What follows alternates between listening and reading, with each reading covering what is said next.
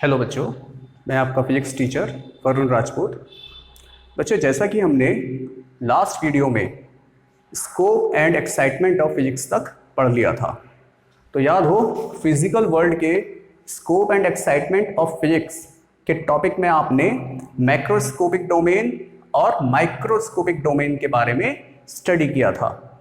आज हम इसके आगे का टॉपिक पढ़ने वाले हैं जिसका नाम है नेचुरल फोर्सेस। ओके, देखिए ये नेचुरल फोर्स क्या होता है बच्चे।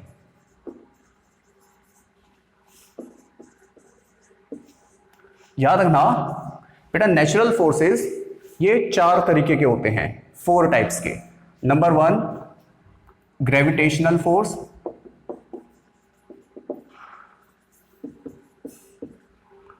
Number 2 week nuclear force,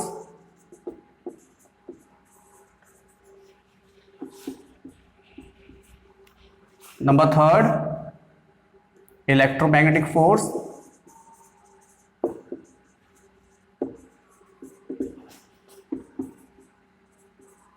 and the 4th one is strong nuclear force।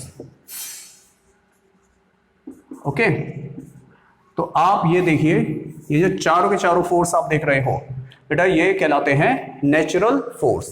ये नेचुरल फोर्स वो फोर्स है जो नेचर के द्वारा उत्पन्न हुए हैं, इन्हें इंसान के द्वारा उत्पन्न नहीं किया गया, इसीलिए इनका नाम पड़ा है नेचुरल फोर्सेस। ये बच्चे नेचुरल फोर्स में आपस में भी एक रिलेटिव स्ट्रेंथ होती है। तो चलिए अब हम इनकी आपस में रिलेटिव स्ट्रेंथ के बारे में डिस्कस करते हैं। ओके, तो आप देखोगे यहां लेफ्ट साइड में हमने लिख दिया है नेचुरल फोर्सेस के बारे में। बेटा मैं इसी के सामने यहां लिखूंगा इनकी स्ट्रेंथ। ओके, तो इनकी इस स्ट्रेंथ को हम बच्चे रिलेटिव स्ट्रेंथ कहते हैं। ओके, रिलेटिव स्ट्रेंथ का मतलब आपसी स्ट्रेंथ, आपस में इन सभी फोर्सेस में स्ट्रेंथ कैसे होती है, ओके, कैसे रिलेट करती है। तो देखिए ग्रेविटेशनल फोर्स की रिलेटिव स्ट्रेंथ बच्चे 1 होती है। ओके, ग्रेविटेशनल फोर्स की रिलेटिव स्ट्रेंथ कितनी होती है? 1। इसी के कंपैरिजन वीक न्यूक्लियर फोर्स की रिलेटिव स्ट्रेंथ होती है बच्चे 10⁻25। ओके, और इलेक्ट्रोमैग्नेटिक फोर्स की रिलेटिव स्ट्रेंथ होती है 10⁻36। Clear? And then strong nuclear force की रिलेटिव स्ट्रेंथ होती है 10⁻38। बच्चे इस रिलेटिव स्ट्रेंथ का मतलब क्या है समझिए।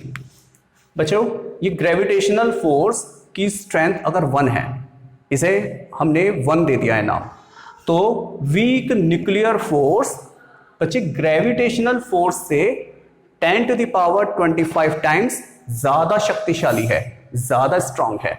इसका मतलब वीक न्यूक्लियर फोर्स नाम में बेशक वीक है, लेकिन ये वीक इतना भी वीक नहीं है, ये काफी ज्यादा स्ट्रांग है लेकिन in comparison to the gravitational force. तो बच्चे वीक न्यूक्लियर फोर्स याद रखना ग्रेविटेशनल फोर्स की तुलना में 10⁻25 टाइम्स ज्यादा शक्तिशाली है। आप खुद सोच सकते हो 10⁻25 कितनी वैल्यू होती है। सेम अब ये जो इलेक्ट्रोमैग्नेटिक फोर्स आप देख रहे हो, ये बेटा ग्रेविटेशनल फोर्स की तुलना में 10⁻36 टाइम्स ज्यादा शक्तिशाली है, ज्यादा स्ट्रांग है। किसके कंपैरिजन? ग्रेविटेशनल फोर्स के कंपैरिजन। आई बात समझ में? ये सब स्ट्रेंथ ग्रेविटेशन फोर्स से कंपेयर करते हुए लिखी गई हैं।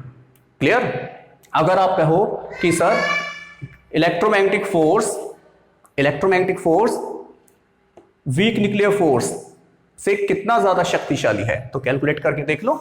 यहां पे आप जानते हैं 25 है, ये 36 है, तो कितना है 10⁻11। तो इसका मतलब electromagnetic force week nuclear force से बच्चे 10⁻11 टाइम्स ज्यादा शक्तिशाली है ये।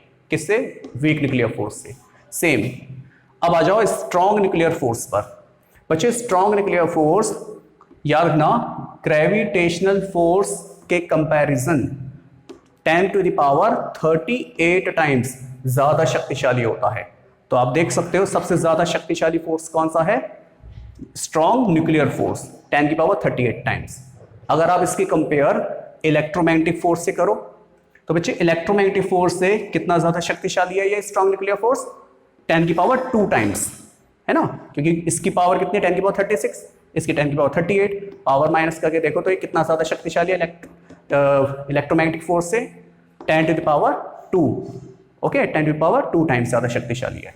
तो अब आपको रिलेटिव स्ट्रेंथ पता चल गई होगी, ओके, नेचुरल फोर्सेस की रिलेटिव स्ट्रेंथ कैसे कंपेयर करते हैं, ओके। तो काफी आसान है, आप इन्हें उल्टा भी कंपेयर कर सकते हो। उल्टा मैं आपको एक एग्जांपल देके बता देता हूं। अगर आपसे कोई कहे gravitational force strong nuclear force से कितना शक्तिशाली है, तो आप बच्चे इसको उल्टा कर दो, तो यहां पे कितना आएगा 10 की पावर माइनस 38।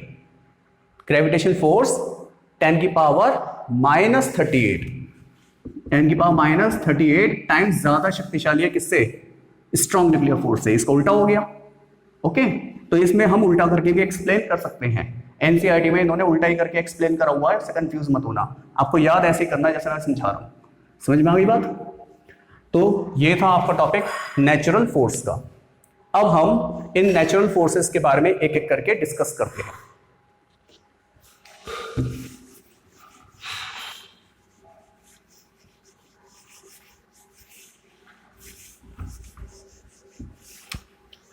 सबसे पहला टॉपिक है अब आपका gravitational force.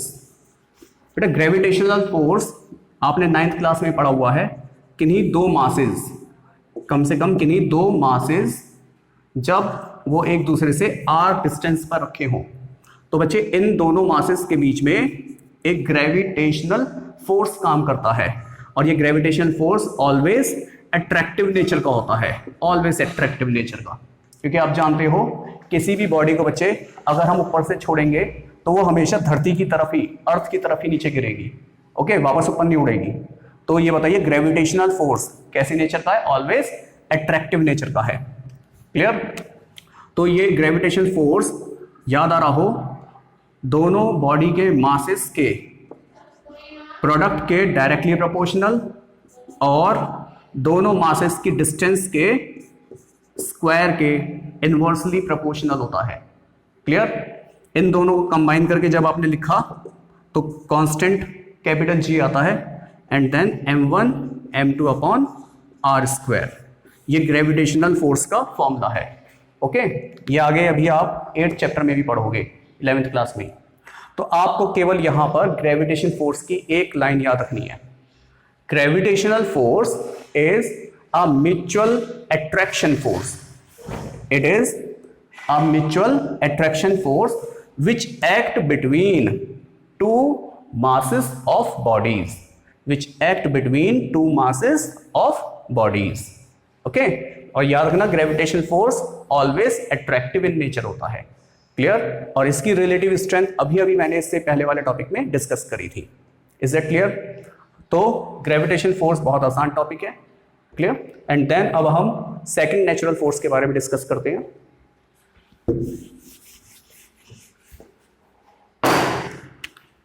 Second natural force है बच्चे week nuclear force. Week nuclear force.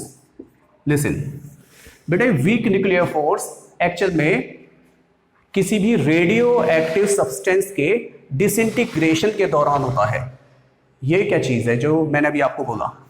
ये आपके पास सपोज करो बच्चे एक रेडियो एक्टिव सब्सटेंस है, इसको मैंने लेड के चैम्बर के अंदर रख दिया, लेड के चैम्बर के अंदर रख दिया, क्योंकि आप जानते हो रेडियो एक्टिव सब्सटेंस जैसे यूरेनियम रेडियो एक्टिविटी फैलाता है और रेडियो एक्टिविटी सबसे ज्यादा हार्मफुल होती है।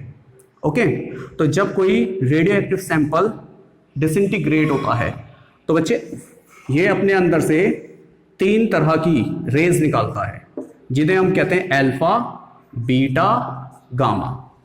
याद आ गया? तो रेडियो एक्टिव सब्सटेंस के अंदर से ये जो रेज निकल रही है अल्फा, बीटा, गामा। अल्फा इसके अंदर पॉजिटिव नेचर का होता है, बीटा इसमें नेगेटिव नेचर का होता है और गामा बच्चे चार्ज लेस होता है, गामा पर कोई चार्ज नहीं होता। इसका पता लगाने के लिए यहाँ हम प्लेटें रख देते हैं कुछ। यहाँ नेगेटिव प्लेट होती है जिसकी वजह से प्लस अट्रैक्ट होकर माइनस की तरफ जाता है, इधर की तरफ प्लस प्लेट होती है, जिससे माइनस चार्ज प्लस प्लेट की तरफ अट्रैक्ट होके जाता है। और गामा पे बच्चे चार्ज ही नहीं होता, वो बिना डिफ्लेक्ट हुए सीधा चला जाता है। तो जब बीटा का डिसइंटीग्रेशन होता है, जब किसी न्यूक्लियस के अंदर से, जब किसी रेडियो एक्टिव सब्सटेंस के न्यूक्लियस के अंदर से बीटा पार्टिकल निकलता है, तो बच्चे बीटा के निकलने के साथ साथ एक और पार्टिकल निकलता है जिसका नाम है न्यूट्रिनो या फिर एंटी न्यूट्रिनो। ओके, तो ये जो न्यूट्रिनो आप देख रहे हो ये बीटा के साथ साथ ही निकलता है, बट बीटा के निकलने के दौरान एंटी न्यूट्रिनो या न्यूट्रिनो जब निकल रहा था तब इन दोनों पार्टिकल के बीच में बहुत ही कम समय के लिए एक फोर्स काम करता है। किनके बीच में? बीटा और न्यूट्रिनो के बीच में बहुत ही कम समय के लिए एक फोर्स काम करता है, जिसे कहते हैं बच्चे हम वीक न्यूक्लियर फोर्स। आई बात समझ में? कई बच्चे कहेंगे सर एंटी न्यूट्रिनो बोल रहे हो आप। हाँ बेटा, बीटा दो टाइप के होते हैं, एक नेगेटिव बीटा, एक पॉजिटिव बीटा। जब नेगेटिव बीटा निकलता है तो न्यूट्रिनो निकलेगा उसके साथ, और अगर पॉजिटिव बीटा निकला तो एंटी न्यूट्रिनो निकलेगा। क्लियर? तो अभी हम बात कर रहे हैं केवल बीटा की। तो आपको समझ में आ गया होगा वीक न्यूक्लियर फोर्स किनके बीच में काम करता है? बीटा पार्टिकल और न्यूट्रिनो के बीच में काम करता है, बहुत ही कम समय के लिए। क्लियर? तो डेफिनेशन क्या बनी वीक न्यूक्लियर फोर्स की? It is a special type of force which act between elementary particles during the emission of beta particle for a short time। समझ में आ गया? तो एक लाइन में इसे और एक्सप्लेन कर सकते हो। It is that force which act between the beta and neutrino for a short time during the emission of these particle। तो काफी आसान डेफिनेशन है। तो वीक न्यूक्लियर फोर्स आपको क्लियर हो गया होगा। ओके, अब हम इसके नेक्स्ट टॉपिक पर आते हैं।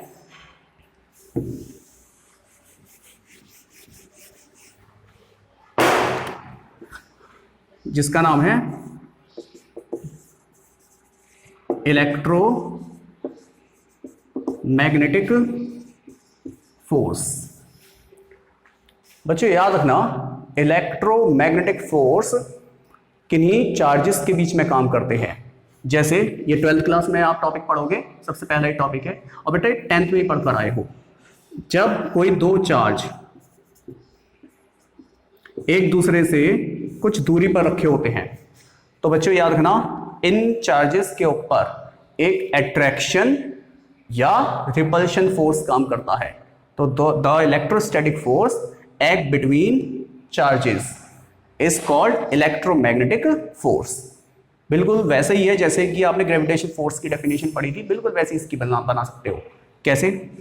ये दोनों चार्जेस जो आप देख रहे हो बच्चे, या तो दोनों पॉजिटिव हो सकते हैं, तब इनके बीच में रिपल्शन काम करेगा, या नेगेटिव हो सकते हैं, तब भी रिपल्शन काम करेगा, या एक पॉजिटिव दूसरा नेगेटिव, तब इनके बीच में अट्रैक्शन काम करेगा।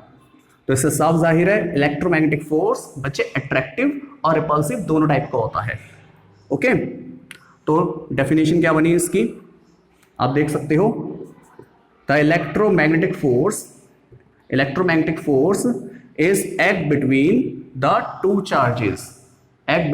Charges placed at some distance apart in electric और magnetic field. Is that clear? तो बहुत आसान डेफिनेशन है। तो ये था आपका इलेक्ट्रोमैग्नेटिक फोर्स जो किन्हीं चार्जेस के बीच में काम करता है। और मैं आपको बताऊं, ये जो चार्जेस के बीच में लगने वाला फोर्स आप देख रहे हो, इसकी कंपैरिजन हम वीक न्यूक्लियर फोर्स और ग्रेविटेशनल फोर्स से कर सकते हैं, जैसा पिछले टॉपिक में हमने भी डिस्कस करा था। ओके, अब आगे का देखिए। इसमें बच्चे नेक्स्ट टॉपिक है strong nuclear force. Strong nuclear force, बच्चों नाम से ही पता चल रहा है स्ट्रॉन्ग न्यूक्लियर फोर्स। सब बच्चे जानते हैं किसी एटम के अंदर एक न्यूक्लियस होता है जो ऑलवेज पॉजिटिव होता है। इसे क्या बोलते हैं बच्चे हम? न्यूक्लियस। याद है? यही न्यूक्लियस होता है। न्यूक्लियस के अंदर बच्चों प्रोटॉन और न्यूट्रॉन प्रेजेंट होते हैं।